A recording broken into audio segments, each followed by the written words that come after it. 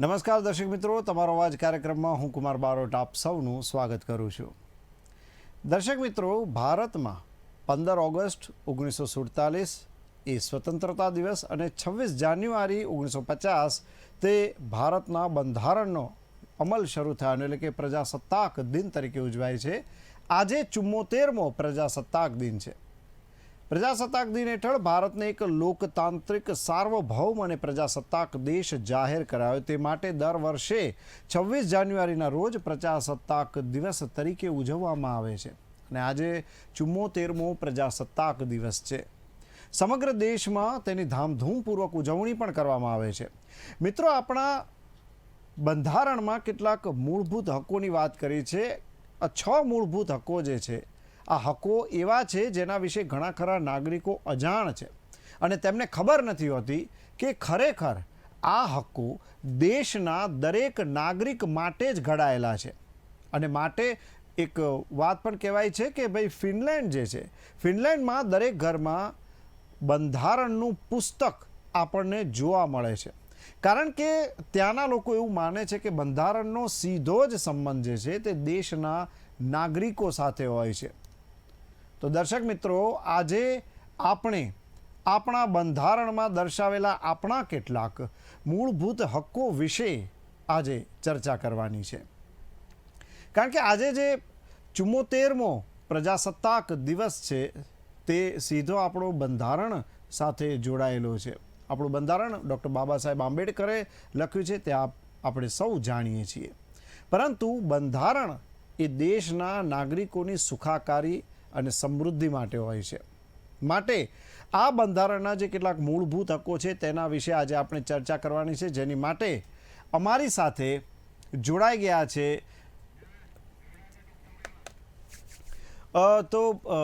જે આપણી સાથે ઝૂમથી જે મહેમાનો જોડાવાના છે તેમને હજી જોડાતા થોડી વાર લાગશે. પરંતુ આજનો જે 74મો પ્રજાસત્તાક દિવસ છે તેમાં આજે આપણે જોયું કે સવારથી જ સમગ્ર દેશ જે છે તે બહુ જ હર્ષોલ્લાસ સાથે તેના પ્રજાસત્તાક દિવસને ઉજવ્યો. અને ખાસ કરીને વાત કરીએ તો આજે દિલ્હી ખાતે જે પરેડ થઈ હતી, આ જે પરેડ હતી તેમાં આપણને જાત જાતની સંસ્કૃતિ જોવા મળી હતી. આ ઉપરાંત સૌથી મહત્ત્વની વસ્તુ એ હતી કે આર્મી, નેવી અને એરફોર્સ, અને તેમાંય ખાસ કરીને જોઈએ તો એરફોર્સના જે કરતબો હતા, દિલ ધડક કરતબો હતા, તે આપણને આજે જોવા મળ્યા. એરફોર્સની જો વાત કરીએ તો એરફોર્સનું જે ગરુડ કમાન્ડો છે તે સૌથી સશક્ત કમાન્ડો કહેવાય છે. અને પ્રજાસત્તાક દિવસની આજે આપણે વાત કરીએ છીએ તો થોડી તેની પણ ચર્ચા કરી લઈએ કે આ ગરુડ કમાન્ડો છે તે વિશ્વના સૌથી સશક્ત કમાન્ડોમાંના એક કમાન્ડો છે. ભૂમિદળને પણ પોતાના કમાન્ડોસ છે અને આર્મીને પણ પોતાના કમાન્ડોસ છે જે ગરુડ કમાન્ડો જેટલા જ મજબૂત છે. ગરુડ કમાન્ડોની જરૂર સૌથી પહેલાં ત્યારે પડી જ્યારે વર્ષ 2002માં આતંકવાદીઓએ 2 એરબેઝને ફૂંકી માર્યા હતા.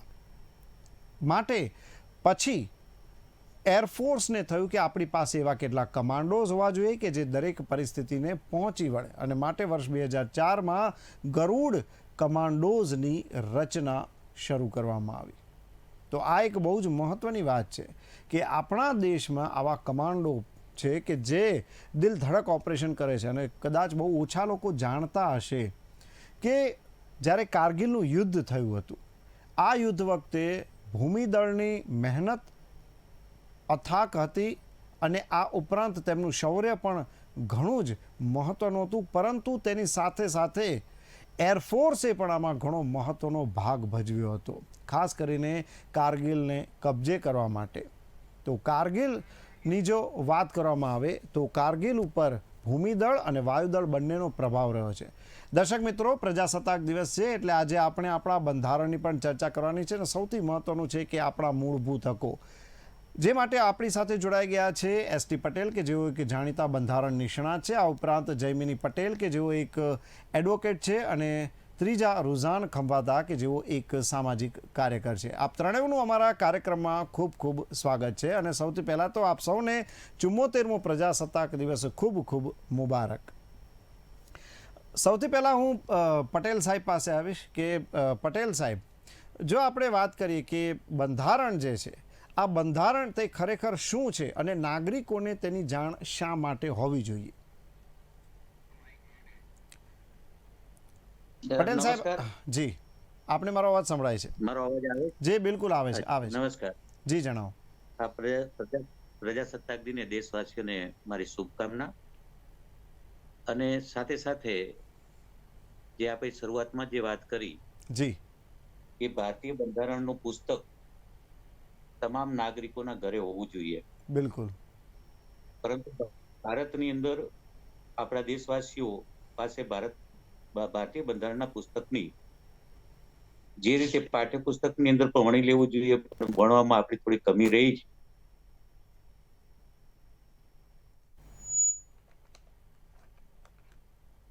અને જી દેશવાસીઓ ચોક્કસપણે અમારો બંધારણીય હક છે, બંધારણીય હક છે એવો કઈ રીતે, કઈ ફરજનો ભાગ છે, કયો અધિકાર છે, ક્યારે આપણે ભારતીય નાગરિક તરીકે આપણે શું વર્તવું જોઈએ, શું અપેક્ષા રાખવી જોઈએ, એનાથી થોડી પ્રજાને આપણે જાગૃત કરવામાં આજે 73 વર્ષના સમયગાળા બાદ પણ થોડાક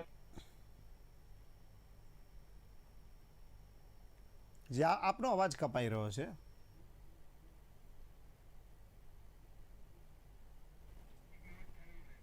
જી આપનો અવાજ મ્યુટ થઈ ગયો. જી જી હવે અવાજ સંભળાય છે, જણાવો. તો આજના સમયગાળા બાદ પણ હવે તો 73 વર્ષના સમયગાળા બાદ પણ આપણે ઘરોઘર સુધી ભારતીય બંધારણનું પુસ્તક, જે ગીતા છે કે કુરાન છે કે જે કઈ ધાર્મિક પુસ્તકો જે પ્રચાર અને પ્રસારની અંદર જેટલો વેગ થયો છે, જેવો વેગ આપણે આટલા 73 વર્ષના સમયગાળા બાદ પણ પ્રજા સુધી નથી પહોંચાડી શક્યા, એનું થોડુંક દુઃખ રહે. જ્યારે ભારતની સંસદીય લોકશાહી પદ્ધતિ દુનિયાની અંદર જ્યારે પ્રથમ હરોળની અંદર ડેમોક્રેસી તરીકે આપણે આ બંધારણને આપણે ગણીએ છીએ, લોકો પર આપણે જોવાનું મન થાય કે ભાઈ જ્યારે કોન્સ્ટિટ્યુશનની ચર્ચા જ્યારે અમે વકીલાતની દ્રષ્ટિએ તાલુકા પ્લેસ ઉપર, જિલ્લા પ્લેસ ઉપર થતી હોય છે, ત્યારે એવી એક માનસિકતા હોય છે કે ભાઈ તમે બંધારણની જો વાત કરતા હો તો you go to the high court. ત્યારે થોડુંક એક 73 વર્ષ બાદ પણ થોડુંક એવું દુઃખ લાગે છે લોયર તરીકે, એક સામાન્ય માણસે પોતાના બંધારણીય હકો માટે જો એને હાઈકોર્ટ સુધી આપણે પ્રેરી જઈએ અથવા તો હાઈકોર્ટ જવાની આંગળી ચીંધી, એ થોડુંક મને એવું લાગે છે કે સંપૂર્ણ ડેમોક્રેસીની ડેફિનેશનમાં આપણે નથી, એવું મને આજે જણાય છે. બિલકુલ. વિશેષમાં એવું કહી શકાય કે આજે હું આપની જોડે જે વાત કરી રહ્યો છું એ પણ એક બંધારણીય હકના એક આધારભૂત અને એક બંધારણીય મને આપેલા અધિકારની રૂએ આપણે આજે ડેમોક્રેસીની એક બિલકુલ બિલકુલ. આપણો અવાજ જે યોજના જેનો આપણે લાભ લઈ રહ્યા છીએ આજે આપની સમક્ષ. જી જી હું રુઝાનજી પાસે આવીશ. સેટ કરી હવે જી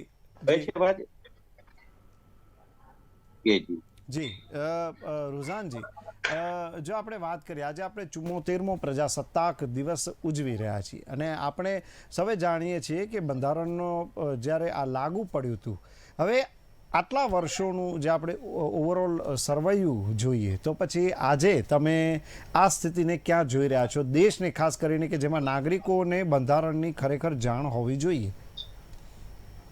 સૌથી પહેલા હેપી રિપબ્લિક ડે. જી. આજનો દિવસ એટલા માટે બહુ ઇમ્પોર્ટન્ટ છે કારણ કે આપણે ભૂલી જઈએ છીએ, આજનો ઇન્ડિપેન્ડન્સ ભૂલી જઈએ છીએ કે આપણા કેટલી મહેનતથી આપણને ઇન્ડિપેન્ડન્સ મળ્યું છે, આપણે કઈ રીતે આપણું પોતાનું દેશનું પોતાનું કોન્સ્ટિટ્યુશન લખ્યું અને એ કોન્સ્ટિટ્યુશન પર જેના માટે આપણે આપણે કહીએ છીએ ને કે વી ધ પીપલ ઓફ ઇન્ડિયા. આ જયારે જે વી ધ પીપલ ઓફ ઇન્ડિયા જયારે તમે બોલો છો ને તો આમ પેલા રૂવાટા ઉભા થઈ જાય છે કે આ કોન્સ્ટિટ્યુશન આપણા માટે છે, પણ આપણે એને કઈ રીતે યુઝ કરીએ છીએ અને મિસયુઝ કઈ રીતે કરીએ છીએ. થોડું સમજો કે આપણે આપણા સેલ્ફને એક સોલોમનલી રિઝોલ્વ કરેલું, કમિટ કર્યું કે આપણે ઇન્ડિયાને એવું બનાવશું કે આપણે એને સોશિયાલિસ્ટિક, સેક્યુલર, ડેમોક્રેટિક, સોવેન કન્ટ્રી બનાવશું, રિપબ્લિક બનાવશું. રિપબ્લિક એટલે કે પોતે લોકો એ કન્ટ્રીને ચલાવે, એને રિપબ્લિક કહેવાય. એ કન્ટ્રીને પોતાના લોકો ઇન્વોલ્વ હોય ને એ લોકો કન્ટ્રીને ચલાવે. કે ને for the people, of the people, by the જે પીપલ, કહેવામાં બિલકુલ આવે છે ને, બિલકુલ. તો એ પણ હવે થયું છે શું કે અત્યારે થોડો for the politician, by the politician, of the politician થઈ ગયું છે. બિલકુલ. એટલે આ થોડો ટ્વિસ્ટ આવી ગયો છે, કારણ કે આપણે લોકો ભૂલી ગયા છીએ કે આપણે ભૂલી ગયા છીએ કે we are suppose to lead the country, the politicians are not suppose to lead and go as per the constitution. હવે આપણા જે ગડવડિયા એટલે જે કોન્સ્ટિટ્યુશનના ગડવડિયા તે લોકોએ બહુ જ સરસ એકદમ સ્ટ્રોંગ કોન્સ્ટિટ્યુશન બનાવ્યું છે અને અત્યારની તારીખમાં we are the one of the largest democracy of the world. ઘણીવાર એવું પૂછવામાં આવે છે કે ભાઈ what is the future of the country, what is the future of the country yeah what is future of India. પણ હું ઊંધું કહું છું કે ઇન્ડિયા ઇઝ ધ ફ્યુચર.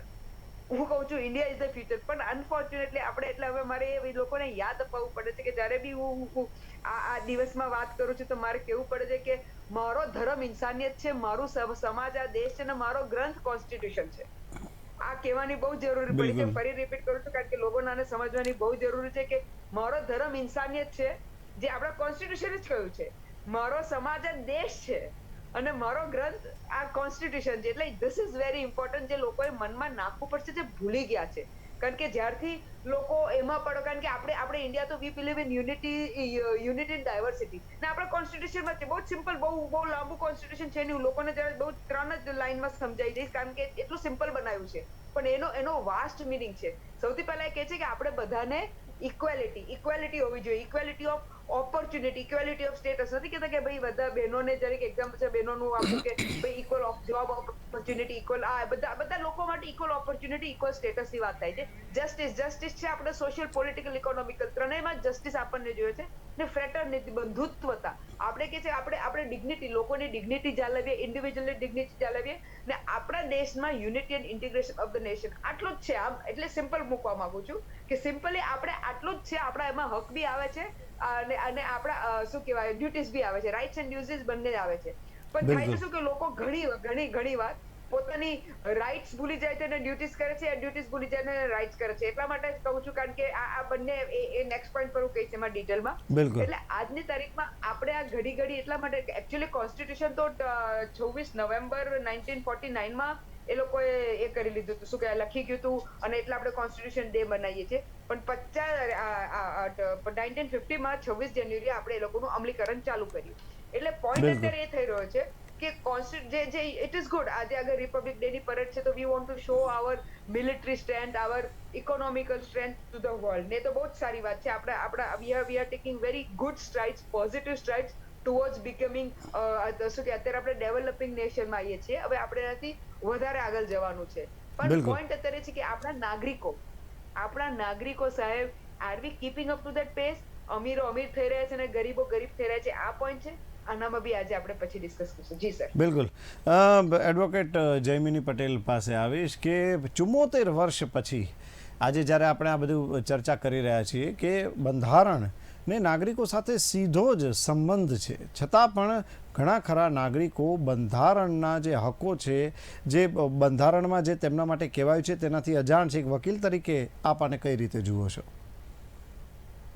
જી બિલકુલ. આજે આપણે 74મો બંધારણ દિવસ આપણે ઉજવી રહ્યા છીએ, પરંતુ ક્યાંક ને ક્યાંક મને એવું લાગે છે કે હજી આપણે સર્વ સંપૂર્ણ રીતે જે આપણે ઈચ્છીએ છીએ કે જે સૌને ખબર હોય કે મારો હક અધિકાર શું છે, સામે આપણી ડ્યુટી શું છે, એ વસ્તુ સુધી આપણે પરિપૂર્ણ પહોંચી શક્યા હોય એવું મને હાલ સુધી દેખાતું નથી. એનું કારણ છે કે મેં ઘણી વખત લોકોને સાંભળેલા છે કે દીકરી અવાજ નથી ઉપાડી શકતી, દીકરી બોલી નથી શકતી, તો ત્યાં એને એ નથી ખબર કે એના બંધારણના હકો શું છે.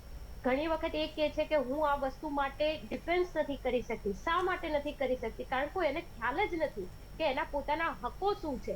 જ્યારે આપણે એમ કહીએ છીએ, હું એવું માનું છું કે આપણે ઇતિહાસ, મુગલોની સરકારો ભણાવી, બધું ભણાવ્યું, પરંતુ આપણે ક્યાંક ને ક્યાંક એ વસ્તુ ભણાવતા ભૂલી ગયા છીએ કે આપણા બાળકનો હક અધિકાર શું છે, એક હ્યુમન બીંગ તરીકે તમારી ડ્યુટી શું છે, એક હોદ્દા ઉપર બેસ્યા પછી તમારી ડ્યુટી શું છે, એક માનવતાનો આપણે ફરજ કઈ રીતે બજાવવી જોઈએ, આ બધી જ વસ્તુ આપણા બંધારણમાં લખેલું છે કે જ્યારે તમારી સાથે કઈ ગુનો થતો હોય કે તમારી સાથે કઈ વસ્તુ થતી હોય તો તેનો અવાજ કેમ ઉપાડવો, સામે કોઈ વ્યક્તિ સાથે કશુંક થતું હોય તો તમારે એનો ડિફેન્સ કઈ રીતે લેવો અને શું વસ્તુ ક્યારે કરવી, કઈ રીતે કરવી, એ બધી જ વસ્તુઓની જોગવાઈ બંધારણમાં છે.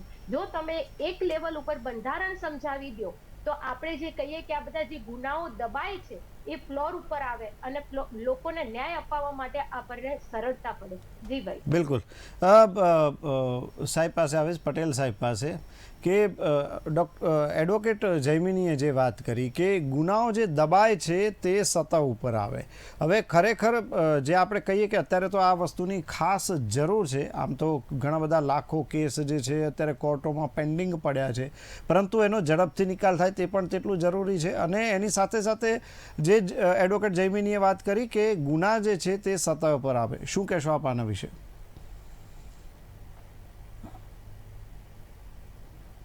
પટેલ સાહેબ, આપને મારો અવાજ સંભળાય છે?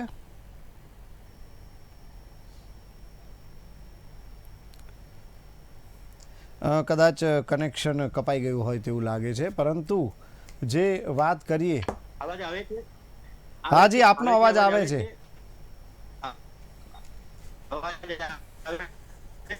જી, આપનો અવાજ કપાય છે પણ આવી રહ્યો છે, બોલો. ચોક્કસ. બંને બહેનો એક સારી વાત કરી છે. બંધારણ બાબત એ છે કે 74 વર્ષ પછી પણ આપણે સંસદીય લોક પદ્ધતિને આપણે પ્રોગ્રેસિવ તરીકે આપણે ટકાવી રાખીએ છીએ. એટલે એવું માનવાને કારણ છે કે આપણું બંધારણ જે છે સંપૂર્ણ છે. અને હવે તો દેશવાસીઓએ એક ગૌરવ લેવા જેવી બાબત કે દેશ જે 21મી સદી તરફ આગળ વધી રહ્યો છે, ત્યારે એટલો પ્રચાર અને પ્રસાર આપણા બંધારણનો આપણે કરીએ કે દરેક વ્યક્તિને પોતાના દેશને આ 21મી સદી તરફ લઈ જવા માટે, મહાસત્તા તરફ લઈ જવા માટે, જ્યારે આપણું સપનું છે કે ભવિષ્યની અંદર આપણે જે મહાસત્તા દેશને બનાવી શકીએ તેવા પૂરેપૂરા ચાન્સીસ આપણે પ્રાકૃતિક દ્રષ્ટિએ, ભૌગોલિક દ્રષ્ટિએ, આર્થિક દ્રષ્ટિએ, કુદરતી જે વાતાવરણ આપ્યું છે દ્રષ્ટિએ, એ એક જ વર્લ્ડ એવો દેશ છે કે જેની અંદર આપણે એક ટૂંકા ગાળાની અંદર આપણે મહાસત્તા તરફ આપણે આ દેશને લઈ જઈ શકીએ. પરંતુ તમામ નાગરિકને લાગવું જોઈએ કે હું આ દેશની અંદર જન્મ્યો છું, માટે દેશ પ્રત્યેની કંઈક ને કંઈક ફરજ પણ છે. મારો અધિકાર છે, સાથે સાથે ફરજ. રસ્તામાં પડેલો કોઈ પણ વસ્તુ જે છે એ દેશની, આપણે જોઈએ છીએ કે જાહેર રોડ ઉપર ખાડો પડ્યો હોય છે ને આપણે કૂદીને નીકળી જઈએ. બિલકુલ. આપણામાં ભાવના થવી જોઈએ કે આ દેશનો ખાડો નથી, આ રોડનો ખાડો નથી, આપણા દેશનો ખાડો છે. ચલો એના માટે આપણે જાગૃત થઈને આગળ નીકળીએ તો માનવ દેશ તો ટૂંકાવીને આ જ બંધારણ વર્લ્ડની અંદર જ્યારે પ્રાઉડ લઈ ગયું છે ત્યારે આ જ બંધારણને અનુસરીને આપણે આ દેશને ટૂંકા સમયની અંદર સત્તા તરફ લઈ જઈશું એવું કહેવામાં કંઈ ખોટું નથી. બિલકુલ. બિલકુલ સાહેબ, આપે આ બહુ જ સરસ વાત કરી કે આપણે આપણી ફરજોને સમજવાની છે. આપે જે પાઠ્યપુસ્તકવાળી વાત કરી હતી તે પણ ખૂબ સુંદર હતી કે પાઠ્યપુસ્તકમાં જ આ વસ્તુને જો હજી વધુ સારી રીતે ઇન્વોલ્વ કરવામાં આવે તો ચોક્કસપણે આપણા જે વિદ્યાર્થીઓ છે તે આને વધુ સારી રીતે સમજી શકે. આના પર પણ આપણે ચર્ચા કરીશું. રુઝાનજી પાસે આવીશ કે તમે જે વાત કરી યુઝ અને મિસયુઝવાળી, બરાબર છે. આજે જે સાહેબે વાત કરી કે ફરજ છે, કોઈ પણ વસ્તુ પડી છે તો એ આપણે આ દેશની છે ને આપણે એને એ રીતે, પણ હવે તો કોઈ મારા ખ્યાલથી આવી રીતે જોતું નથી. આ એક સારી વાત છે, પરંતુ છતાં પણ જે મિસયુઝ અને મિસયુઝની તમે જે વાત કરી તેના વિશે જણાવો. બે પોઈન્ટની વાત કરીશું. એક તો કે આપણા દેશમાં જે આપણને ફ્રીડમ ઓફ સ્પીચ આપે છે, બરોબર છે, freedom of speech, thoughts, words જે કે છે ને, જે એની વાત કરી ને, લિબર્ટીની વાત કરી, સ્પીચ, થોટ્સ ને વર્ડની જે ફ્રીડમ છે. હવે જ્યારે આપણે ફ્રીડમની વાત કરી રહ્યા છીએ, લિબર્ટીની વાત કરી રહ્યા છીએ, ત્યારે લોકો એને મિસયુઝ કરે છે. જાણે કે મારા સ્પેશિયલી નેતાઓ, તમે જુઓ છો કઈ રીતે ઇન્ફ્લેમેટરી સ્પીચીસ આપશે, કઈ રીતે ટ્વિસ્ટિંગ સ્પીચીસ આપશે, કઈ રીતે આપણા લોકો બી કઈ રીતે લવારીઓ કરશે, જાત જાતની લવારી થશે, શું કહેવાય, જસ્ટ ટુ લોકોને એ કરવા માટે, શું કહેવાય, લોકોને ગેરમાર્ગે દોરવા માટે. અને એનાથી યુથ, આજની તારીખમાં યુથ ઘણું મિસયુઝ થઈ રહ્યું છે. થોડું થેન્ક્સ ટુ ધેટ પેલું મિસયુઝ ઓફ વોટ્સએપ યુનિવર્સિટી ચાલે છે. અને અનફોર્ચ્યુનેટલી આપણે દેશે, ભલે આપણે આટલી સરસ વાતો કરીએ છીએ, પણ આપણી બેમાં આપણે સખત લેકિંગ કરીએ છીએ. એક તો હેલ્થ સિસ્ટમ ને એક તો એડ્યુકેશન સિસ્ટમ. અને કહે છે ને, ચાણક્ય કે કોઈકે કહ્યું હતું કે કોઈ બી દેશને નીચે પાડવું હોય તો કે આપણે ન્યુક્લિયર વોરફેરની જરૂર નથી, એની એડ્યુકેશન સિસ્ટમને પાડી દો તો દેશ પડી જાય. તો તમે બિલકુલ. અત્યારે એ હાલત જોઈ રહ્યા છો કે આપણી એજ્યુકેશન સિસ્ટમ કેટલી ખોખલી છે. આપણે ટ્રાય કરી રહ્યા છીએ ઘડી ઘડી નવી ચીજો અંગ્રેજોએ try કરી અંગ્રેજોએ રહ્યા આપણી સાથે આ જ કર્યું, અંગ્રેજોએ આપણી સાથે આ જ કર્યું, બિલકુલ. પણ આપણે જિંદગીમાં ટ્રાય કરશું, કેટલો ટ્રાય કરશું? આપણે માણસો પર આટલો બધો એક્સપેરિમેન્ટ કરી રહ્યા છે. મારો પોઈન્ટ અત્યારે એ છે. અને બીજી હેલ્થ સિસ્ટમ છે. એમાં ફરી હું આપણે કમિંગ બેક ટુ મિસયુઝ ને યુઝમાં આવું છું. એટલે થાય છે શું કે જે આપણા જે લોકો છે, જે આપણી સ્ટ્રેન્થ છે, ઇનફેક્ટ અત્યારે ડેટા આવ્યો છે, રિપોર્ટ આવ્યો છે કે આપણે મે બી ચાઇનાને, કારણ કે આપણું સેન્સસ 2011 પછી આપણે સેન્સસ એક્ઝેક્ટલી ઓફિશિયલી નથી લીધું, પણ એવો બિલકુલ. રિપોર્ટ આવ્યો છે, 12-13 વર્ષ થઈ ગયા, પણ એવો રિપોર્ટ આવ્યો છે કે આપણે ચાઇનાને બી પોપ્યુલેશનમાં પાસ એ કરી દીધા છે, ઓવરપાસ કર્યા છે. એ સારી વાત છે, કારણ કે આપણું યુથ પોપ્યુલેશન છે, આપણી સ્ટ્રેન્થ છે આજની તારીખમાં. હું કહું તો કારણ કે ચાઇના યા બીજી કન્ટ્રીઝનું સિનિયર સિટીઝન વાળું પોપ્યુલેશન છે, આપણું યુથ છે. તો યુ અન્ડરસ્ટેન્ડ ધેટ કે યુથમાં કેટલી ઉર્જા હોય, પણ ખાલી એને ચેનલાઇઝ કરવાની જરૂર છે. ચેનલાઇઝ સિનિયર લોકો કરી શકે, એક્સપિરિયન્સ લોકો કરી શકે, પણ જ્યારે એક્સપિરિયન્સ લોકો જ ઈચ્છતા હોય કે અમે યુથને મિસયુઝ કરીએ, અમે અમારી એને વોટ બેંક કરતા એને ગેરમાર્ગે, એને ધર્મ અને દેશ અને બધું જ ગેરમાર્ગે એને દોડાઈ દઈએ, ભણવાનું કશું કરાવીએ નહીં. એટલે પોઈન્ટ અત્યારે છે. એટલે ત્યાં આપણે where we are getting hit.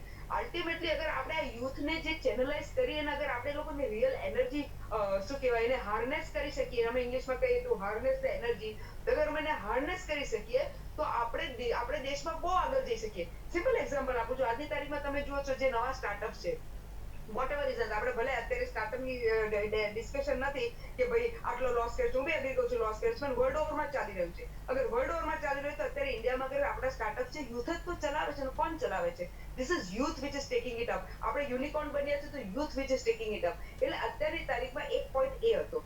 બીજો પોઈન્ટ અત્યારે ઇમ્પોર્ટન્ટ છે કે જ્યારે બી આપણે આપણા દેશની વાત કરીએ છીએ, આપણા સંવિધાનની વાત કરીએ છીએ, તો આપણા જે શું કહેવાય હક, જેને કે હું થોડું જ્યુડિશિયરી પર આવીશ, કારણ કે જસ્ટિસની વાત છે, સોશિયલ, ઇકોનોમિકલ, પોલિટિકલ, તો જસ્ટિસનો ટોટલ મિસયુઝ થઈ રહ્યો છે. સોરી, બંને લોયરો બેઠા છે, પહેલાથી જ માફી માંગી લઉં છું, પણ એટલા માટે કહેવાની બહુ જરૂરી છે, કારણ કે આપનો અવાજ જી આપણા દેશ જી આપણે જી આવ્યો. કોઈ sorry to tell, I don't want to make a hard hitting statement, પણ જે લોયર્સ જે આપણા લોને મિસ્ટર કે છે, કોન્સ્ટિટ્યુશન ને law are practically working hand in hand, practically, બરોબર છે. ભલે લો મેકર્સ લો બનાવે, જ્યુડિશિયરી લો નહીં બનાવે, ભલે સંશોધન અત્યાર સુધી કહે છે કે અમે સંશોધન કરીએ, પણ એવા ખાસ થતા નથી. પણ મારે એક્ઝામ્પલ એક બે આપી દેવા છે ખાસ, સ્પેશિયલી મારા બહેનોના કેસમાં, કારણ કે મને ખબર છે કે મારા બહેનોને હક ને ન્યાય નથી મળતો, કારણ કે લોયર્સો જે લૂપહોલમાં ગોળ ફેરવશે. કારણ કે એક્ઝામ્પલ બહુ કોમન એક્ઝામ્પલ આપી દો આપણો નિર્ભયાનો, કે આટલો ઓપન એન્ડ શટ કેસ હતો, આટલું ક્લેરિટી હતી, બધું આટલું સરસ ઇન્વેસ્ટિગેશન થયું, ફોર્સનિક ઇન્વેસ્ટિગેશનમાં પેલા દાંત સુધી બતાવે કે આ દાંત આપ નાખ્યા ને આ બધું આટલું બધું થયું, તો બી એ લોયરોએ દીકરીને ન્યાય અપાવવા માટે આટલા વર્ષો કાઢી નાખ્યા. એટલે તમે સરને આટલું બધી આપણે શું કહેવાય, કોર્ટનો ટાઈમ, લોકોનો ટાઈમ, બધાનો ટાઈમ બગાડ્યો છે, મગજ બગાડ્યું છે. એટલે તમે સમજી શકો છો કે આ મિસયુઝ છે સાહેબ. અને તમે કહો છો આપણા કોન્સ્ટિટ્યુશન આપણા હકને અધિકાર આપ્યો છે કે આપણે જ્યુડિશિયરી સિસ્ટમ હકને અધિકાર આપ્યો છે કે એક બે ગુના, ભલે 100 ગુનેગાર છૂટી જાય પણ એક ગુનેગાર નહીં છૂટે, એક બે ગુનાને સજા ના થવી જોઈએ. આપણે કોન્સ્ટિટ્યુશન હક આપ્યો છે કે બધાએ પોતાના માટે લડવાનો હક છે, બધાને લોયરનો બી હક છે, પણ એવો હક નથી આપ્યો કે તમે જુઠ્ઠાણા કરો, તમે સાચું ના બોલો, તમે ગોળ ફેરવો, તમે નવી જુઠ્ઠી થિયરીઓ લાવો. એટલે પોઈન્ટ અત્યારે એ છે સાહેબ. એટલે તમે જે મને મિસયુઝ નું કહ્યું ને સાહેબ, એટલે મને આ વાતનો દુઃખ છે અને એના માટે આજે બોલવાની બહુ જરૂર છે, તાકી જે લોયરો છે, કારણ કે અલ્ટિમેટલી લોયર એક પેશન છે, બે ચીજ છે. ડોક્ટર એક પ્રોફેશન બની ગયું છે, જ્યારે એકચ્યુઅલી ડોક્ટર કહે છે ને કે દિલથી કામ કરવું જોઈએ. અને બીજું આ લોયર નું પ્રોફેશન છે કે આપણે લોકોને જસ્ટિસ આપવા માટે છીએ, ને સચ્ચાઈની જસ્ટિસ, જૂઠાઈની જસ્ટિસ નહીં, પોતાની હાથડીઓ અને ફેમિલી ચલાવવાની જસ્ટિસ નહીં. પણ અનફોર્ચ્યુનેટલી સાહેબ આપણા દેશમાં આ બે ચીજ પર, હું ક્યાંનું પોલિટિશિયનો પર કહું છું, પણ આ બે ચીજ પર બી અગર એ લોકોના અંદર તમારે આ નહીં કરવું તો ના લોયર બનવું. લોકોને બિલકુલ, તમારી આ બાબત, તમારી આ વાતને આપણે એડવોકેટ જયમીની સાથે શેર કરીએ. એડવોકેટ, આપ શું કહેવા માગો છો? રુઝાનજીએ જે વાત કરી છે, શું કહેશો આપ આના વિશે?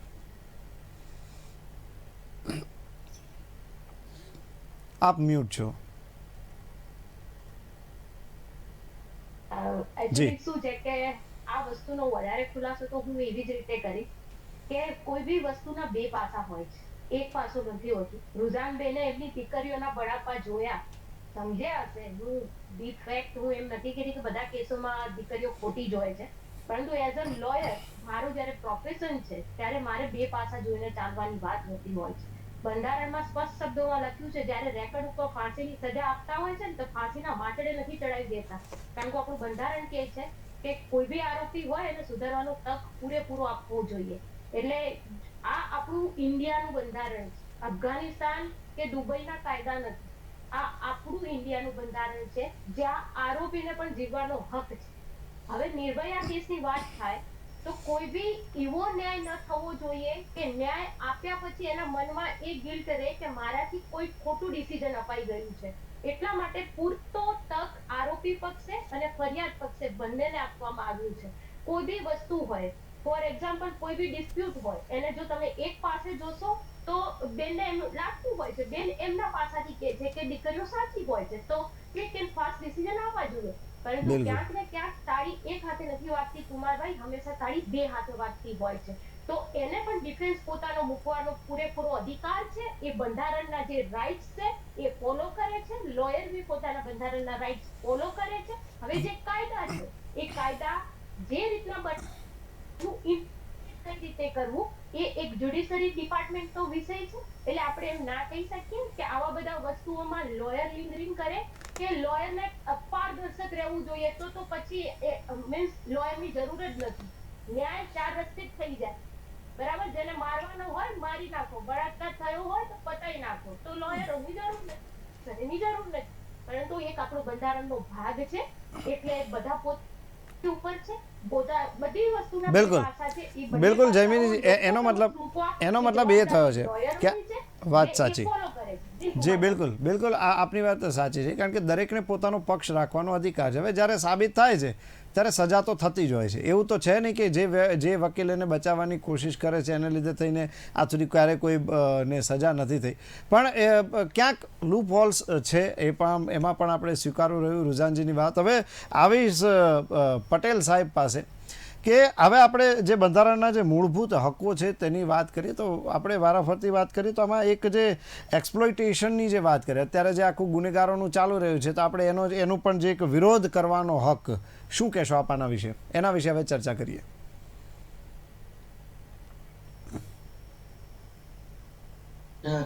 જ્યાં સુધી કોન્સ્ટિટ્યુશનને લાગે વળગે છે ત્યાં સુધી ને જ્યુડિશરીને લાગે વળગે છે ત્યાં સુધી ત્યાં લોકશાહીના જે ચાર સ્તંભો છે એમાં મેઇન સ્તંભ જે છે એ જ્યુડિશરી છે. હું દેશે લોકો જે છેલ્લે માની લ્યો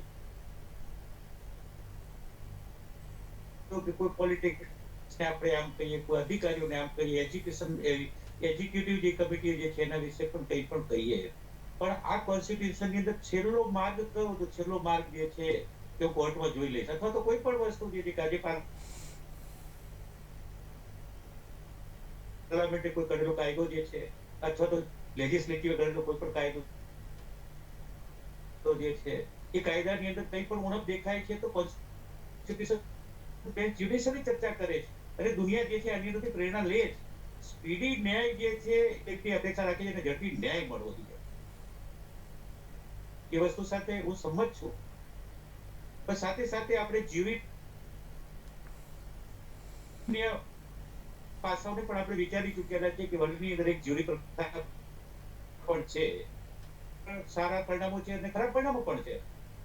હવે પ્રશ્ન એ છે કે જ્યુડિશરીની અંદર જે કંઈ ચાલે છે એની અંદર જે રુજાનબેને કહ્યું કે લેટ જરા ન્યાય મળે છે એ વસ્તુ સાથે હું સંમત છું, પરંતુ એની અંદર પણ બે પાસાઓ વણાયેલા છે કે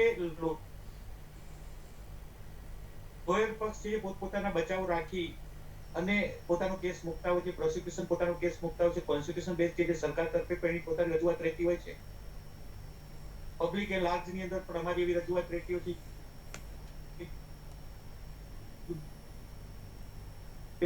કાયદો જે છે એ કંઈક અંદર દ્વિભાષી કર્યો છે અથવા તો કોઈ પણ લેજિસ્લેટિવ એવો કાયદો કર્યો છે જે લેજિસ્લેટિવ જે કાયદો કરેલો જે છે બંધારણને ઓવરરૂલ કરી રહ્યું છે, અથવા તો જે સેન્ટ્રલ એક્ટ જે છે એની અંદર સ્ટેટ લેવલ જે કાયદો કરારો છે એ સેન્ટ્રલ લોને પણ ઓવરટેક કરી રહ્યો છે. આ બધા જ પ્રશ્નો જે છે જ્યારે કંઈક ચર્ચાનો વિષય બને છે ત્યારે એ માત્ર ને માત્ર સ્ટેશન કહીએ કે જેને ફિલ્ટર કહીએ કે જે ગ્લો જે ફિલ્ટર થઈ રહ્યો છે એ આપણી જ્યુડિશરીની અંદર થઈ રહ્યો છે. હમણાં તમે આપ જોઈ રહ્યા છો કે ચીફ જસ્ટિસે આ બાબતે ઘણી બધી ચિંતા અને ગંભીરતા વ્યક્ત કરી છે કે ભાઈ ન્યાયને ગામડા સુધી પહોંચાડવા માટે કે પ્રી લિટિગેશન મીડિયેશન શું કામ ન હોઈ શકે કે જી. લોકો જે છે કોર્ટ સુધી પહોંચે એ પહેલા પણ આપણા બંધારણની અંદર એવી જોગવાઈઓ છે કે બંધારણની અંદર આપણે લોકોને ઘર બેઠા એનું સમાધાન થાય એ માટે પણ અત્યારે જ્યુડિશરી પ્રયત્નો થઈ રહ્યા છે. બિલકુલ. અને અને એના માટે હું એમ બહુ કહી શકું દેશવાસીઓને કે અત્યારે જે ચીફ જસ્ટિસે જે કંઈ એમની જે ડિબેટની અંદર એમના વક્તવ્યની અંદર પણ અને એમના નિર્ણયોની અંદર પણ થોડી ઘણી અંશે આપણને એમ લાગે કે નહીં હવે આ દેશ જે છે કઈ પ્રગતિના માધ્યમ ઉપર બિલકુલ એ વાત સાચી છે. બિલકુલ પટેલ સાહેબ, આપની આ વાત સાચી છે કે જ્યારે એ જજમેન્ટ આવતો હોય છે ત્યારે આપણને લાગતું હોય છે કે નહીં ખરેખર ઘણો બધો સુધારો તો થઈ રહ્યો છે. રુઝાનજી પાસે આવીશ કે આમાં ખાસ કરીને જે વાત છે કે તમારી સાથે કંઈક ખોટું થઈ રહ્યું છે તેનો વિરોધ કરવાનો જે હક છે એની આજે આપણે ચર્ચા છે. શું કહેશો આના વિશે?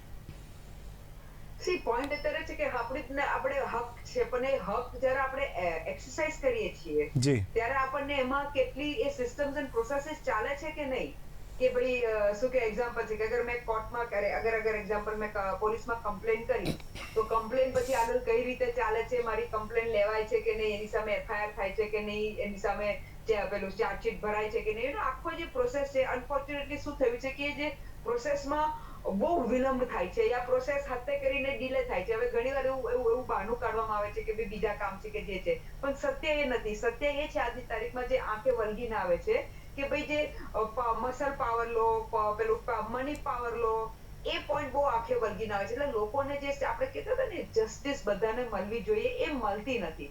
ઇક્વાલિટી બધા જોડે થતી નથી. પોઈન્ટ અત્યારે એ છે. એટલે આપણે જ્યારે કોન્સ્ટિટ્યુશનની વાત કરીએ છીએ બહુ સારું લાગે છે સમજવાનું કે મારા જસ્ટિસ છે, ઇક્વાલિટી છે, લિબર્ટી છે, ફ્રીડમ બધું છે, આપણને બહુ સારું લાગે છે.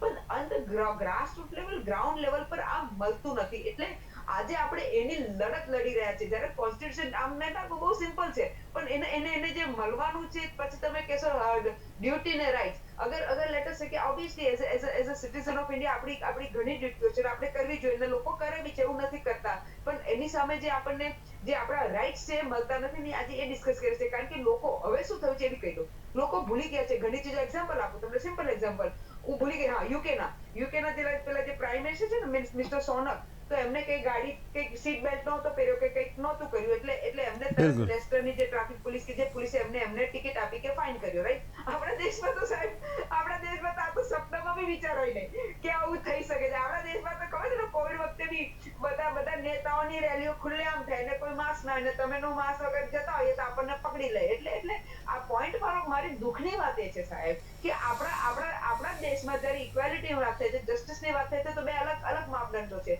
નેતાઓ માટે, આ પાવરફુલ પીપલો માટે અલગ માપદંડ અને ગરીબ લોકો માટે ને આમ જનતા માટે અલગ માપદંડ. એટલે પછી તમે જ્યારે ડેમોક્રેસીની વાત કરો, હકોની વાત કરો, ડ્યુટીઝની વાત કરો, સાહેબ ક્યાં જાય છે આ બધું? કારણ કે આજની તારીખમાં અગર આપણે જોઈએ તો અગર ફોરેન કન્ટ્રીમાં આપણે ઘડી આપણે સાથે ફોરેન કન્ટ્રી જોડે બહુ એ કરીએ છીએ, શું કહેવાય, કમ્પેર કરીએ છીએ, તો જ્યાં એ લોકો કોઈ એવું જોતું નથી કે પોલિટિશિયન હોય એટલે બહુ બધું સુપર પાવર. આપણે સમજીએ કે પોલિટિશિયન માય બાપ, ત્યારે એકચ્યુઅલી પોલિટિશિયનો આપણી સેલરી પર કામ કરે છે, આપણે વોટ આપીએ છીએ ત્યારે એ પોલિટિશિયન બને છે. પણ એકવાર આપણી પાસે આવે છે હાથ જોડીને એના વોટ લેવા, પણ પછી 5 વર્ષથી આપણા માથા પર તાખા થયા કરે છે. એટલે મારો પોઈન્ટ એ છે, આપણી બી જે માઇન્ડસેટ છે કે આપણે બી કોઈ ફંક્શન હોય તો નેતાઓને બોલાવી લઈએ. અરે ભાઈ નેતાઓને છોડો ને, એ લોકો કોઈ ધાડ નથી મારી. એવું હોય તો તમે કોઈક સ્પોર્ટ્સમેન ને બોલાવો યા કોઈક તમે પેલા આર્મી સર્વિસીસ વાળા, કારણ કે these are our real heroes. આપણે તો પેલા એક્ટરોને હીરો માનીએ છીએ, જે કેવા કોર્ટમાં કેસો ચાલે છે, એ લોકો સામે લોકોને મારી નાખવાના યા પેલું એક્સિડન્ટો કરવાના,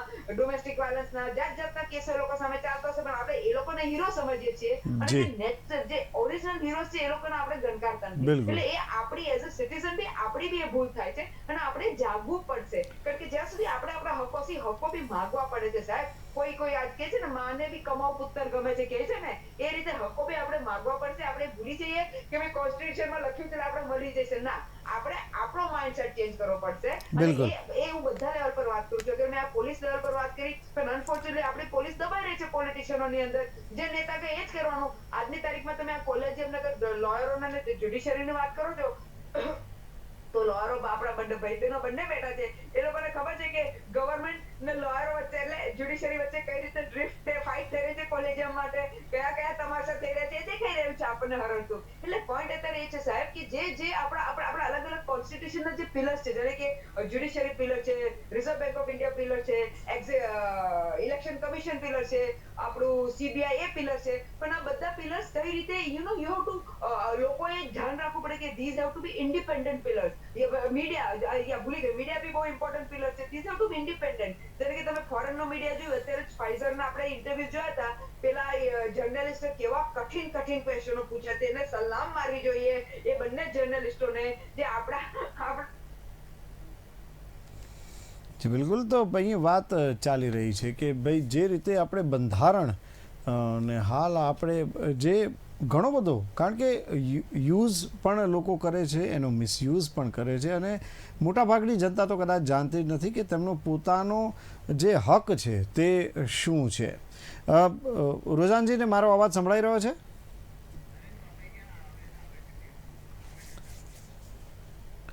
તો અહીંયા તો મૂળભૂત વસ્તુ અત્યારે એ ચાલી રહી છે કે ભાઈ જે રીતે આપણે આપણા બંધારણને ખરેખર સમજવું જોઈએ. આપણને ખબર જ નથી કે આપણા હકો કયા છે, આપણને શું મળવું જોઈએ. અને જે એક ગુનાઓની પણ જ્યારે આપણી સાથે વાત થઈ ત્યારે એમાં પણ બહુ જ વ્યવસ્થિત રીતે જાણવા મળ્યું કે ભાઈ ગુનાઓ છે તે સત્તા પર આવે. જો ખરેખર બંધારણનો યોગ્ય રીતે અમલ થાય તો જે ગુનેગારો છે તે ખરેખર છટકી જ ન શકે. આ ઉપરાંત અત્યારે આપણે ત્યાં ન્યાયમાં પણ બધું વિલંબ પણ થઈ રહ્યો છે, અને બીજું ઘણા બધા જે પ્રોબ્લેમ છે અત્યારે હાલ તો ઊભા થઈ રહ્યા છે. કારણ કે સૌથી જે ખરાબ વસ્તુ તે છે કે જ્યારે કોઈ વ્યક્તિ ન્યાય માટે જતો હોય છે ત્યારે તેને વિલંબનો સામનો કરવો પડતો હોય છે. ભાગ્યે જ ક્યાંય એવું જોવા મળતું હોય છે કે ભાઈ આપણે ઝડપથી ન્યાય મળી ગયો, કેસ દાખલ કર્યો ને તરત તેને ન્યાય મળે છે, પણ બહુ જ ઓછા કિસ્સામાં મળે છે. અગાઉની ડિબેટમાં પણ આપણે જે પોલીસની જે ચર્ચા કરી હતી ભ્રષ્ટાચાર માટેની, ત્યાં પણ આ જ હતી. એડવોકેટ પાસે આવીશ કે જે બંધારણીય ઉપાયો છે, કોન્સ્ટિટ્યુશનલ રેમેડીઝ, આ શું છે? મ્યુટ છે આપનો. જી હવે આવે છે અવાજ. કરતા હોઈએ ત્યારે સંજોગોમાં હું માત્ર એટલું જ કહેવા માંગીશ કે હર એક નાગરિકને પોતાના હક માટે, અત્યારે જેમ ધીમે ધીમે અવેરનેસ આવી છે પોતાના હક માટે, તો સામે પોતાની ડ્યુટી માટે પણ હવે અવેર થવાની જરૂર છે. કોઈના માટે લડવાની પણ હવે આપણને જરૂર છે. આ દેશ આપણો છે એ સમજીને જો આપણે આગળ વધીએ તો પોતાના હક અને ડ્યુટી એ પોતે સમજાતા થઈ જશે. એટલે જ્યારે આપણે આપણા ઘરમાં રહેતા હોઈએ ત્યારે આપણા ઘરના જે રૂલ્સ રેગ્યુલેશન હોય છે એ જ વસ્તુ આપણા દેશ માટે રૂલ્સ રેગ્યુલેશન લાગુ પડતું હોય છે. પરંતુ આપણું બંધારણ માત્ર ઘર પૂરતું જ સંડોવાઈ રહી જાય છે કે ઘરમાં આપણું કામ આપણે કરવાનું, બાકી દેશમાં ગમે તે થતું હોય એ દેશ જાણે અને પબ્લિક જાણે. એટલે જ્યારે આવા બધા વસ્તુ ભલે આપણે એમ કહેતા હોઈએ કે બહુ ઓછું દેખવા મળે છે, એવું નથી. દેખવા હર એક જગ્યાએ મળે છે. મેં બહુ એવા ઓછા કેસીસ જોયા છે કે રસ્તા ઉપર પથ્થર મોટો પડ્યો હોય ને એ હટાવીને કોઈ નીચે ગાડી બ્રેક કરીને સાઈડમાં રાખતું હોય, ગાડી સાઈડમાંથી નીકળી જશે, પરંતુ જ્યાં સુધી બે જણા એના ઉપર જઈને મરશે નહીં ને ત્યાં સુધી એ પથ્થર કોઈ હટાવશે નહીં. તો આ નેગ્લિજન્સી શું એક ભારતના નાગરિક તરીકે આપણી નથી? એ પ્રશ્ન જ્યારે આપણે પોતાની જાતને પૂછશું ત્યારે મને એવું લાગે છે કે આપણે બંધારણનો સહી માનીએ ત્યારે આપણે સમજશું. પણ જેમિની અત્યારે મેં હવે એ વાત આપની સાચી કે આપણી ફરજની વાત આવે છે. હવે જે વાત છે કે પેલા બંધારણ ના ઉપાયો, જે પેલી કોન્સ્ટિટ્યુશનલ રેમેડીઝ છે, આ કોન્સ્ટિટ્યુશનલ રેમેડીઝ તે ખરેખર શું છે તેના વિશે આપ જણાવો દર્શક મિત્રોને. જી, એ જો આપણે રેમેડીઝ જોવા જઈએ તો આપણને જે રાઇટ્સ આપેલા છે, હક અધિકાર આપેલા છે, બોલવાના છે, રહેવાના છે, પોતાના ધર્મ પાળવાના છે, પોતાનું કલ્ચર કેરી ફોરવર્ડ કરવાના છે, એ વસ્તુ જ્યારે તમારા વિરુદ્ધ થતું હોય કે કોઈ તમને જ્યારે ફોર્સ કરતું હોય ત્યારે તમારી માટે કાયદાકીય રીતે કેટલી રેમેડીઓ છે એ બધી જ વસ્તુ તમારા બંધારણ, આપણે એમ કહીએ છીએ કાયદો એ બંધારણથી અટેચ છે. બંધારણથી દૂર જઈને કાયદો નથી બનતો, કાયદો એનાથી સાથે રહીને બનતો હોય છે. તો એની જે રેમેડીઓ છે બોલવાની છે કે કઈ રીતે તમે પોતાની એક અરજી આપી શકો છો, કઈ રીતે એ અરજીનો પછી પ્રત્યુત્તર માંગી શકો છો, કેટલા ટાઈમમાં માંગી શકો છો, તમારો શું હક અધિકાર છે કે એ અરજીનો જો તમારું ડિનાઇન થાય છે તો એ વસ્તુ પર તમે કઈ જગ્યાએ અપીલ કરી શકો છો, હાઈકોર્ટને કેટલા પાવર છે, સેશન્સ કોર્ટને કેટલા પાવર છે, એ બધી જ વસ્તુનો ઉલ્લેખ બંધારણમાં બહુ સારી રીતે કરવામાં આવ્યો છે. જી કુમારભાઈ. જી પટેલ સાહેબ પાસે આવીશ કે આજે આખી વાત છે, અત્યારે આપણે જે વાત ચાલી રહી કોન્સ્ટિટ્યુશનલ રેમેડીઝ, તેના વિશે આપ થોડો વધુ પ્રકાશ પાડો. કોન્સ્ટિટ્યુશનલ રેમેડી કુમાર સાહેબ, એની અંદર જુદા જુદા ફેક્ટરો આજે જે છે યુનાઇટેડ ઓફ ઇન્ડિયા દેશવાસીઓ જ્યાં સુધી નહીં સમજી શકે ત્યાં સુધી કે જુદા જુદા રાજ્યોથી જોડાયેલો એક આપણો ભારત ખંડ છે. એની અંદર એક કોમન બંધારણ જે કરવું, જે તે વખતે જે ડોક્ટર સાહેબે જે કર્યું વેરી ટફ હતું. તે છતાં પણ આપણને બંધારણીય હકો જે આપ્યા કે આજે હું ગુજરાતમાં છું, તમારે પંજાબમાં જઈને પણ મારે વ્યવસાય કરવો હોય તો મને છૂટ છે. કોને આપી? બંધારણે આપી. હું ગમે તે ભાષા બોલી શકું છું, એ અધિકાર કોને આપ્યો? બંધારણે આપ્યો. હું ગમે તે વસ્ત્ર પહેરી શકું છું, માનવતાની દ્રષ્ટિએ શોભે તેવા એ હક કોને આપ્યો? એ મને બંધારણે આપ્યો. આજે એ સમસ્યા જે જમ્મુ અને કાશ્મીરની હતી એમાંથી આ દેશને મુક્તિ મળી છે. એ પણ આપ જાણો છો કે આર્ટિકલ 35 થી માંડી 370 ની જે વાતો ચર્ચાઈ એ શું હતા રાઈટ્સ? એવી તમે પંજાબ અને અમારા કાયદાની અંદર પણ જયારે નાના પુસ્તકો આવે પહેલી જ ડેફિનેશનમાં લખેલું હોય કે કાયદો જે છે એ જમ્મુ અને કાશ્મીર સિવાય બધે ભારત વર્ષમાં લાગુ પડશે. આ બંધારણ. હવે વાત રહીએ કે જે ફેક્ટરોને વ્યક્તિગત જીવનના એક એક પગ ઉપર બંધારણ છે. તમારે એક એક સ્ટેપ જે ભરાય છે બંધારણને આનું એ સ્ટેપ ઉપર જ બંધારણ ગણાનું છે કે તમે બોલી શકો છો, ચાલી શકો છો. એની અંદર વારે ઘડી આપણે વાત આવે છે કે ભાઈ શિક્ષણ, આરોગ્ય જે છે એ બંધારણીય હક છે, પાણી આપણો બંધારણીય હક છે, આપણે જે છે એજ્યુકેશન જે છે એનો પણ બંધારણીય હક છે, આપણે સ્વતંત્ર રીતે જીવીએ છીએ એ પણ આપણો બંધારણીય હક છે. સાથે સાથે બંધારણે એમ પણ કહ્યું કે ભાઈ તમે જીવી શકશો પણ આ દેશની અંદર તમે મરી નહીં શકો તમારી જાતે. કેમ? આ દેશ માટે જીવવાનું છે. માટે બંધારણે કહ્યું કે તમે આપઘાત નહીં કરી શકો, મન ફાવે ત્યારે તમે આપઘાત નહીં કરી શકો. કે બંધારણે તેમાં તમારા ઉપર એક લગામ મૂકી છે કે આ દેશ માટે જીવવાનું છે, માનવતા માટે જીવવાનું છે. તમે તમારા જીવનો પણ ત્યાગ તમે સ્વૈચ્છિક રીતે કરી શકતા નથી અને એટલા માટે સુસાઇડ પર તમે જે ગુનો બને છે એ કોને કહ્યું? એ બંધારણે કહ્યું. એટલે એક સારી રીતે જીવનશૈલીને જીવવા માટેના આર્ટિકલો, જુદા જુદા આર્ટિકલોની અંદર વેપાર, વાણિજ્ય, બંધ, દેશ વિદેશ, જુદા સ્ટેટને પોતાના કાયદાઓ ઘડવાની મર્યાદાની અંદર તો કાયદાઓ ઘડવા માટેના પૂરા સ્વતંત્ર અધિકારો આપ્યા. એ કોને આપ્યા? એ આ બંધારણે આપ્યા.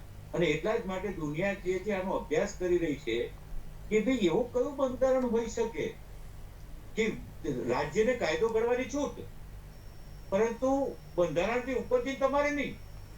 એ કાયદો જે છે એવો કરી શકો કે બંધારણના કોઈ પણ આર્ટિકલને જે બ્રીચ કરતો હોય તેવો કાયદો જે છે સ્ટેટ એસેમ્બલી નહીં કરી શકે.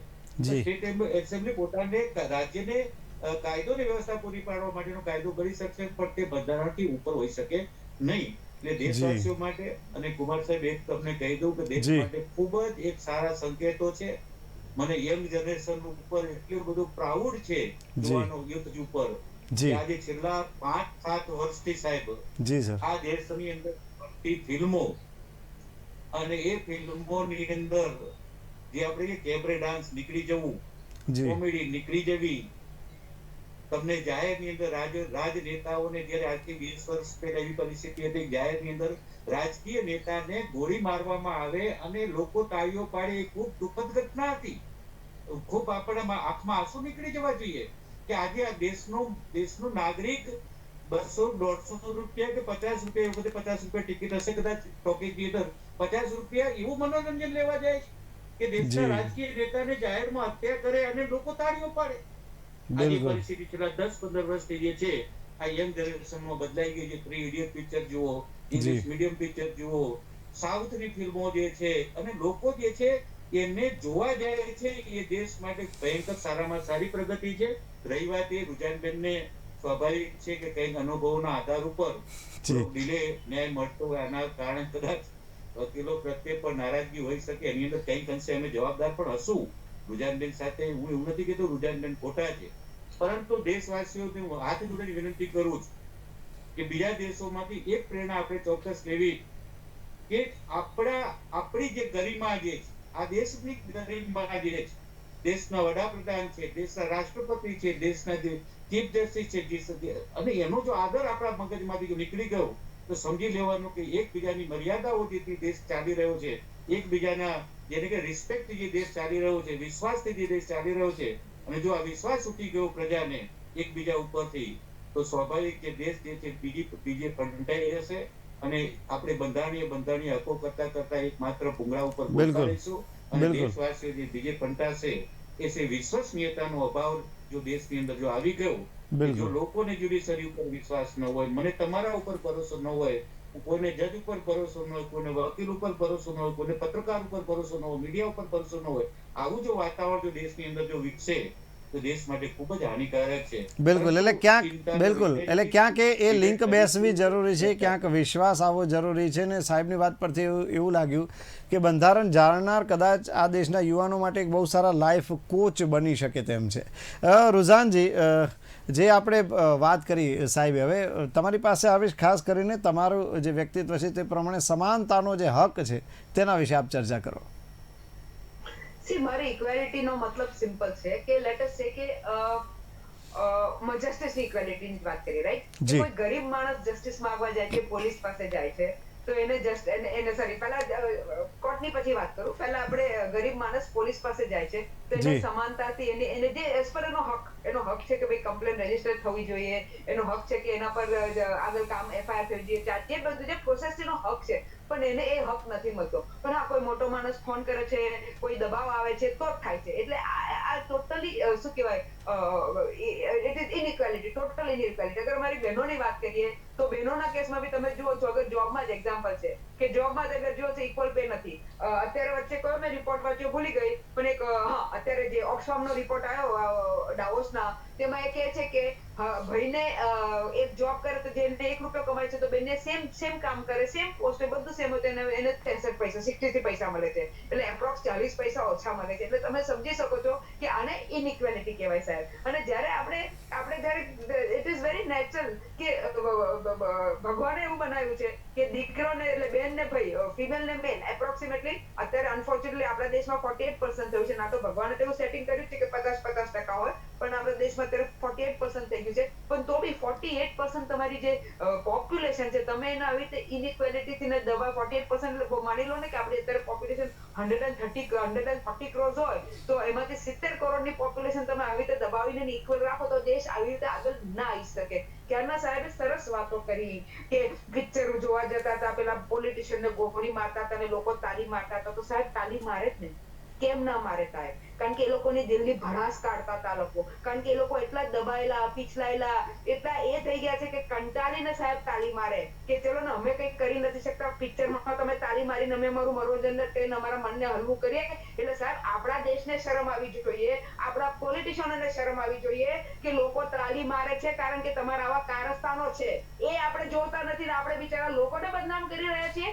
અગર આજની તારીખમાં તમે કહો તો યુથ પર ભરોસો છે, મને બી યુથ પર ભરોસો છે, પણ મને એ યુથ પર ભરોસો નથી જે પબ્લિક પ્રોપર્ટીઓને જલાવે છે, હાર્મ કરે છે. ને કેમ કરે છે? પોલિટિશિયનોના ભાષણો સમજીને, ઇન્ફ્લેમેટરી વોટ્સએપ યુનિવર્સિટીમાં ખોટું શીખીને એ લોકો મારા બસ ને મારી પબ્લિક પ્રોપર્ટી, દેશની પબ્લિક પ્રોપર્ટીને એ લોકો જલાવે છે. મને એના પર પ્રોબ્લેમ છે. એટલે સાહેબ આપણે એના પર કામ કરવાનું છે. ના તો સ્ટાર્ટઅપ ઇન્ડિયાની તો મેં વાત કરી લીધી કે સ્ટાર્ટઅપ ઇન્ડિયામાં આપણું યુથ સરસ કામ કરે છે, પણ આપણું યુથ જે મિસગાઈડ થઈ છે, મારે એ આજે જાગૃતતા કરવી છે. હું એમાંથી નથી સાહેબ કે બધી વાહ કરું, કારણ કે અગર વાહ કરશું તો આપણા દેશમાં જે મેઇન પ્રોબ્લેમ છે ખબર નહીં પડશે, અને ખાલી વાહમાં આપણે જિંદગી નીકળી જશે. આપણે વોટ્સએપ યુનિવર્સિટી વાળા કામ નથી કરવાના, આપણે આઈનો બતાવવાનો છે કે ભાઈ આ આઈનો છે ને આની પર કામ કરવાનું છે. આ ઇમ્પોર્ટન્ટ છે. અગર ફરી રિપીટ કરીશ કે જ્યુડિશિયરી, ફરી એટલે ઘડીમાં રિપીટ કરવું પડે છે, કારણ કે લોકોને ફાઇનલી એક જ્યુડિશિયરી, અડધું દેશ, હું હંમેશા કહું છું કે આપણું અડધું દેશ તો જ્યુડિશિયરી ચલાવે છે. અગર ટ્રિપલ તલાક વખતે શું હતું, એક્ઝામ્પલ આપું,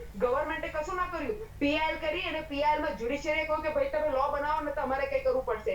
રામ મંદિરમાં બી જોવા જાય તો જ્યુડિશિયરી વચ્ચે આવી છે. Let us accept and let us salute judiciary for જઈશ. પણ એ સામે જે લોયરો મિસયુઝ કરે છે જ્યુડિશરીનો, અગર હું ફરીને રિપીટ કરતી રહીશ કે અગર મારી નિર્ભયા કાંડ વખતે આટલા હજારો કેસ આપીશ તમને સાહેબ, કેમ કે હું તો બધા કેસ જોડે ડીલિંગ કરું છું કે લોયરો જી. ગોળ ફેરવી અને બિચારી બહેનોને ન્યાય નથી મળતો. કન્વિક્શન રેટ 18% સાહેબ, એટલે શરમ આવી જોઈએ આપણા દેશમાં કે જ્યારે કન્વિક્શન રેટ 18% એટલે 100 લોકોના જજમેન્ટ આવે ને, કેસો ચાલવાની તો હજી જુદી વાત છે, તો આખો આપણે જુદો જ છે, પણ જેટલા કેસો ચાલે છે એમાં 100 લોકોને જજમેન્ટ આવે ને, એમાં ખાલી 18 લોકોને સજા થાય, બાકી છૂટી જાય. કારણ કે જે રીતે muscle money power local use થાય, ઇન્વેસ્ટિગેશન વીક થાય. કારણ કે મારે ઘણા જજ મિત્રો જ્યારે વાત થાય છે, કહે છે કે બેન અમે શું કરીએ, એટલું વીક ઇન્વેસ્ટિગેશન હોય છે, ઘણી વાર તો બોલવું પડે છે જ્યુડિશરીને. એક્ઝામ્પલ આપું, થોડા દિવસ પહેલા જ અહીંયા વચ્ચે એક કન્સ્ટ્રક્શન સાઇટ પર લેબરો મરી ગયા, તો આપણા કયું આઈ થિંક કયું પોલીસ સ્ટેશન આવ્યું ભૂલી ગઈ, પણ અમદાવાદના પોલીસ સ્ટેશનના યુનિવર્સિટી. ખોટા રિપોર્ટો ભર્યા અને બિચારા લોયરે એવું કર્યું, પેલા માલદાર પૈસાના લોયરોએ એવું કર્યું કે બિચારા લેબરોને ન્યાય નહોતો મળતો. ત્યારે જ્યુડિશરી વચ્ચે પડીને જ્યુડિશરીએ ટીકા કરી કે ભાઈ આ ખોટી ઇન્વેસ્ટિગેશન થઈ છે, અને ત્યારે લેબરોને થોડો ઘણો ન્યાય મળ્યો છે. સાહેબ હું એની પર ટીકા કરું છું ના, થોડીની વાત નથી સાહેબ કે થોડા, આ સાહેબ 80% વાત છે. મારે પ્રોબ્લેમ અત્યારે 80% જી, જી. 20% બિલકુલ. ન્યાય મળી જાય છે. ઇનઇક્વાલિટી જી, વાત કરું જી. સાહેબ, કારણ કે જે દિવસે ગરીબો ગરીબ છે, અમીરો અમીર છે, લોકો પાસે અત્યારે ખાવાના પૈસા નથી, 80 કરોડનું આપણે અનાજ રાશન આપીએ છીએ, એમાં કઈ ખોટું નથી, હું તો થેન્ક યુ કરું છું કે આપવું જ જોઈએ. પણ એનો મતલબ શું થઈ રહ્યો છે? એનો મતલબ એ થઈ રહ્યો છે કે આપણો દેશ જે મોટી મોટી ડેમોક્રેસીની વાતો કરે છે, મોટા મોટા યુનિકોર્નની વાતો કરે છે, પણ જ્યારે 2 ટાઈમનો રોટલી લોકોને મળે નહીં ને સાહેબ, તો એ આપણા દેશ માટે શરમ છે. ગરીબી બિલકુલ, હટાવોની બિલકુલ. વર્ષોથી વાતો ચાલી રહી છે, બધા નેતાઓએ મોટા ભાષણો આપે છે, ગરીબી હટાવો, ગરીબી બિલકુલ હટાવો. રિઝાનજી, ક્યાં ગરીબી રિઝાનજી, હતી? બિલકુલ ગરીબી તો બિલકુલ વધી છે. રહી ભલે તમે અહીંયા વસ્તુ એ જ ચાલી રહી છે. જી, જી. ટૂંકમાં, કુપોષણની વાત કરીએ તો શું થઈ રહ્યું છે? આપણા ગુજરાતમાં તો માલન્યુટ્રિશન અને કુપોષણ વધી રહ્યું છે. હા, આપણા ગુજરાતમાં એફડીઆઈ રોકડા, એફડીઆઈ ફોરેન ડાયરેક્ટ ઇન્વેસ્ટમેન્ટ બહુ સરસ આવે છે, મારે એના માટે સલાહ મળી છે, પણ એ પૈસા જાય છે ક્યાં? કોને મળે છે પૈસા? કેમ ગરીબો સુધી નથી પહોંચતા? સાહેબ મારો ઝઘડો એ છે, એટલે જે મારા કોન્સ્ટિટ્યુશનમાં મને જસ્ટિસ, ઇક્વેલિટી, લિબર્ટી ને ફ્રેટર્નિટી આપ્યો ને, ત્યાં મને પ્રોબ્લેમ છે કે એ મને મળી નથી રહ્યો, મારા દેશવાસીઓને મળી નથી રહ્યો. જી સર.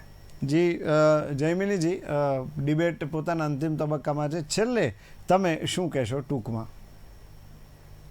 જી, હું સૌને અપેક્ષા અને રિક્વેસ્ટ કરવા માંગીશ કે ન્યાયતંત્ર હજી જીવિત છે, એના ઉપર જી. ભરોસો રાખવો જરૂરી છે. કારણ કે ફાઇનલ અને આપણે એમ કહીએ કે બંધારણ ઉપર જો આપણે આશા રાખતા હોઈએ તો જી. એક ન્યાયતંત્ર જ છે કે જે આપણે અંતિમ પગથિયા તરફ લઈ જતી હોય છે. તો હું માત્ર રુઝાનબેનને કહીશ કે એક પાસું ના જોવે, બીજે પાસે પણ જોશે તો એમને ન્યાયતંત્રની સક્રિયતા બહુ સારી રીતે સમજાશે જી, કે જી. ન્યાયતંત્ર અને વકીલો થકી જેટલા પણ ડિસ્પ્યુટ છે એ સારા ખોટા જે રિઝોલ્વ થતા હોય પ્રયત્ન ચાલતા જ હોય છે. પરંતુ આપણે એમ કહીએ છીએ કે આપણો દેશ વિશ્વાસ ઉપર ચાલે છે, તો વિશ્વાસ ઉપર બરકરાર બિલકુલ. રાખીએ, કે કોઈની ટીકા ના કરીએ, કે હું જી, એમ જી. નથી કહેતી કે કોઈ ખાતું ખરાબ છે, પરંતુ જેની ભૂલો છે એ સુધારવાનો આપ સૌ સાથે મળી અને પ્રયત્ન કરશું તો ક્યાંક ને ક્યાંક આપણો જે ગોલ છે એ આપણે સિદ્ધ કરી શકશું. જી પટેલ સાહેબ, છેલ્લે ટૂંકમાં કંઈક.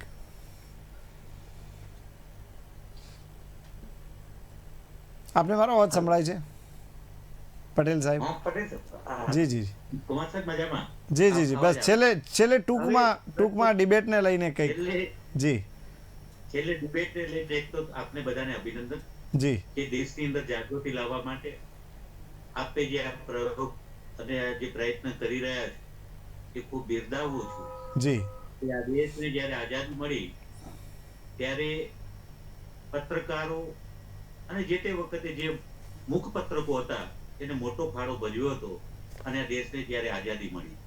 જી, અને આજે પણ હું આપના માધ્યમથી કહેવા માંગુ છું કે જેટલા મીડિયાના માધ્યમો છે હમ, એ મીડિયાના માધ્યમની અંદર 20% જો કદાચ એવો એક સોગંદપૂર્વક એક સંકલ્પ લેવામાં આવે કે નહીં, આપણે દેશને જે સર્વોપરી મહાસત્તા બનાવી અને આપણે જે સાચું પીરસવું, જે સાચું સાંભળવું, જે સાચું કહેવું છે, ભલે દુઃખ લાગે મારા જેવાને તો મને લાગવું જોઈએ, એનો કોઈ ફરક નથી પડતો. જી, તો માનું છું ત્યાં સુધી દેશ જે છે એ ખૂબ જ ટૂંકા ગાળાની અંદર જે રીતે આપણું જે આપણે કે બુદ્ધિધન જે છે જે આપણે કલ્પના ન કરી છે કે કુમારભાઈ આપણી જોડે એટલું દેશની અંદર આપણી જોડે બુદ્ધિ શક્તિ એટલી બધી પડી છે જી અને જેનો આપણે સાંકળ બનાવીને સંકલન કરી જો આપણે પ્રગતિ કરશું તો હું માનું છું કે બિલકુલ દેશને જે છે મહાસત્તા ઉપર પહોંચાડવાની અંદર કોઈ પણ આપણે રોકી કોઈ નહીં તાકાત શકે. રોકી નહીં શકે. બિલકુલ રુઝાનજી, આમ તો તમારા દરેક સંદેશ આવી ગયા છે, છતાં છેલ્લે ટૂંકમાં કંઈક કહો.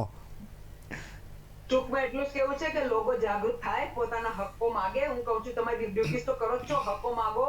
તમે તમારો જે અગર લેટર છે કે આજે કરપ્શન થાય છે તો કરપ્શન માટે સિસ્ટમ્સ ઇન પ્લેસ છે. અગર તમારી જોડે કંઈ અન્યાય થાય છે તો ભલે શું કહેવાય જી, જી, ન્યાય જી. મળે છે, પણ બિલકુલ. કંઈક ને બેટર લેટ ધેન નેવર એવી વાત છે. એટલે બિલકુલ. આજની તારીખમાં તમારે બધાએ જાગૃત થઈ અને આપણા હક માગવા પડશે, તો જ આપણે આપણો દેશને આગળ લઈ જઈ શકશું. ના તો અમીરો અમીર બની રહ્યા છે ને ગરીબો ગરીબ બની રહ્યા છે. બિલકુલ બિલકુલ. આપ સૌ અમારી સાથે જોડાયા. એસ.ટી. પટેલ સાહેબ, રુઝાનબેન અને જયમિનીબેન, આપ સૌનો ખૂબ ખૂબ આભાર. તો જોયું ને દર્શક મિત્રો કે બંધારણ તે જાણવું ખરેખર કેટલું જરૂરી છે. જો તમે બંધારણને જાણતા થઈ જશો તો તમે તમારા મૂળભૂત હક્કો છે તેને પણ જાણતા થઈ જશો ને દુનિયાની કોઈ તાકાત તમારી સાથે અન્યાય નહીં કરી શકે. તો હાલ તમારો આજ કાર્યક્રમમાં બસ આટલું જ. ફરી મળીશું નવા મુદ્દા સાથે. ત્યાં સુધી રજા આપશો. નમસ્કાર.